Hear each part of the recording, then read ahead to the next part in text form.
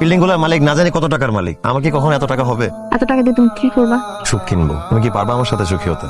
পরক করতে চাও? জাস্ট জানতে চাই। তাহলে চলো বাসায়। আচ্ছা বাসায় যাওয়াই লাগবে, না গেলে হয় না? ভাইয়া তোমার স্যালারি কত?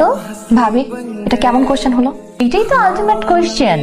একটা মানুষকে তুমি আমাদের সাথে ইন্ট্রোডিউস করাতে নিয়ে এসেছো, তাও আবার বিয়ের ব্যাপারে। তো সে জব করে, স্যালারি কত পায় সেটা জানতে হবে না? ভাইয়া কত? মানে সরকারি চাকরিতে পে স্কেলে যেমন বেতন হয়, আমার আর্থিক সামর্থ্যে মোটা চালের ভাত খেয়ে, মোটা কাপড় পরে, মাথার উপর ছাদ নিয়ে আমরা একসাথে বাস করতে পারবো। How dare you are! তোমার এত বড় সাহস যে তুমি এই পজিশনে থেকে তুমি আমার বাড়ির মেয়ের সাথে প্রেম করছো এবং তুমি বিয়ের কথা বলতে আসছো? আমি তোমাকে বলেছিলাম এটা আমাদেরকে ফেস করতে হবে, আর আমি তোমার জন্য ওয়েট করবো। রিপু মা, তোমাকে আমি বলছি, আমি এই ছেলেকে ভালোবাসি। আমি যদি বিয়ে করি কাউকে, তাহলে আমি এই ছেলেকেই করবো। That's final.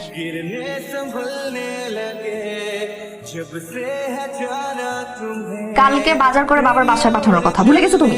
না না, আমি ভুলে যাই নাই, আমি একদম মজা করতেছিলাম। আচ্ছা তুমি আমাকে একটা কথা বলো তো, এই যে তোমাদের বাসায় ফার্স্ট টাইম আমরা হাজবেন্ড ওয়াইফ হিসেবে যান, আমার কি বাজার করার কথা? তারা বাজার করে আমাদের ওয়েলকাম করবে না? এটা তো একটা প্রথা, এটা আনন্দ ফুর্তির ব্যাপার। আর তাছাড়া আমাদের বিয়েটা যেভাবে হয়েছে, আমি চাই ওটা ভুলে গিয়ে সবাই একটু স্বাভাবিক হয়ে যাক। স্মৃতি, এত লজ্জা করো না? তোর জামাই ফকিনি ছোট লোক তোর একটা বাজার করে নিয়ে আসছে আমার বাসায়, তুই কিছু বলতে পারলি না? অবশ্য আমি যেদিন প্রথম ওই ছেলেটাকে দেখছিলাম তখনই বুঝছি যে কতটা ছোট লোক ঘরের একটা ছেলে। ওই ছেলে যখন বাজার নিয়ে ঢুকছে, ওকে বোঝে নাই কোন বাড়িতে ঢুকছে বাজার নিয়ে। এই জন্যই আমি প্রথম দিনই ওই ছেলেটাকে জিজ্ঞেস করেছিলাম ওর বেতন কত। তখন তো বলতে পারিনি, এখন আমি জানি ওর বেতন 35,000 টাকা। কি হয়েছে স্মৃতি? চুপ করে থাকলে আমি কিভাবে বুঝবো বলো? বুঝবো না কেন? তুমি বাচ্চা, তুমি এখনো? তুমি বাবার বাসা প্রথমবার বাজার করে নিয়ে গেছো, তো 1 কেজি মিষ্টি, অ্যাটলিস্ট 5 কেজি মিষ্টি নিয়ে যেতে পারতা না? আমার সামর্থ্য অনুযায়ী আমি যতটুকু কেনার দরকার ততটুকুই কিনে নিয়ে গেছি। তাছাড়া বিয়ের আগে তুমি আমার ব্যাপারে সবকিছু জানতা, আমি কত টাকা আর্ন করি জেনেই তুমি আমাকে বিয়ে করছো। এখন সংসার করার অবস্থায় এই কথা, এই প্রসঙ্গ কেনই আসতেছে? আসতেছে কারণ এই যে 20 টাকার ফুল প্রেমের সময় খুব ভালো লাগে, রোমান্টিক মনে হয়, কিন্তু বিয়ের পরে 20 টাকার ফুল ফুল মনে হয় না, কাটা মনে হয়। কাটাই পুরোটা না, কাটায় ভরা। আমি যদি বিক্রি হই, তোমাদের দেওয়ার রেটে আমি বিক্রি হব না। আমার যদি নিজেকে বিক্রি করতেই হয়, আমার বিক্রি করার রেট আমি নিজে নির্ধারণ করব। স্যার খালি চেক অ্যামাউন্ট আপনি বসাই দেন।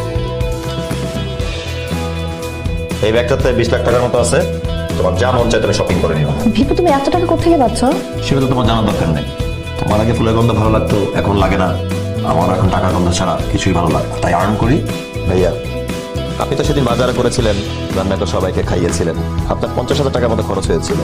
এই নেন, আপনাকে আমি 1 লাখ টাকা দিলাম, আপনি আবার বাজার করবেন এবং আবার সবাইকে রান্না করে খাওয়াবেন। ভাবি আপনার জন্য গিফট এনেছি। অমিত, গাড়ি চাবিটা রাখেন।